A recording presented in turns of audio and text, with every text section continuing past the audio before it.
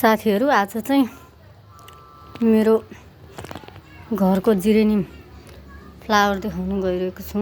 हेर्नु होला, यो चाहिँ पिङ्कमा हल्का सेतो भएको वाला छ। अनि यो यस्तो कलरको छ, यो गुलाबी के भन्छ यसलाई, गुलाबी कलरको।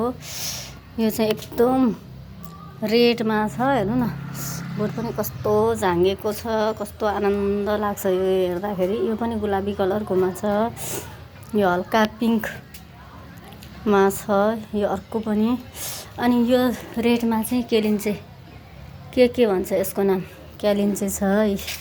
यसरी मजाले फुलहरू चाहिँ फुलिरहेको छ। यो सानो बोटमा चाहिँ लाइट एकदम लाइट पिङ्कमा छ। अनि यो कलरको छ, यो कलरको चाहिँ नाम भन्दिनँ है मलाई। यो कलर छ, व्हाइटमा पनि छ। अनि यो पिङ्क रेड पिङ्कमा छ। यसमा चाहिँ यस्तो आएको छ। अनि यहाँ अर्को रातो केलिन्चे पनि बिचमा लुकेर बसिरहेछ।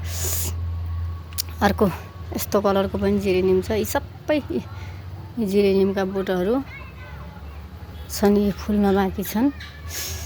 कस्तो कस्तो कलरको फुल्छन् नि। त्यसपछि यहाँ सानो गुलाब छ।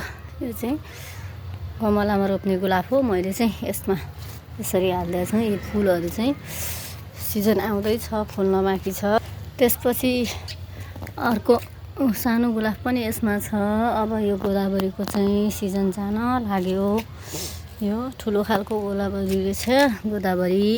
यो चाहिँ यो के भन्छ यसलाई, यो लालुपाते नुगे भैलिर भन्ने पनि छ। पछि साथीहरू यस्तो कलरको यत्रो एकदम ठुलो भएर फुलेको छ यो लाउरे फुल। हेर्नु होला, लाउरे फुल यस्तो कलर पनि छ। अनि यो फुल चाहिँ के भन्छ, यो पिङ्कमा एकदम राम्रो पिङ्कमा फुलिरहेको छ। अनि यो बोट चाहिँ अहिले हाम्रो खाली छ, बिचरा बिना फुल भएर बसिरहेको छ। अनि यो सँगैको सानो हिबिस्कस चाहिँ यस्तो भएर फुलिरहेको छ, यो सानो काँडे फुल। अनि मेरो यो जिरेनियमहरू चाहिँ एकदम सबै भर्खर बिरुवा भएका छन्। जिरेनियमहरू चाहिँ भर्खर बिरुवा भएको छन्।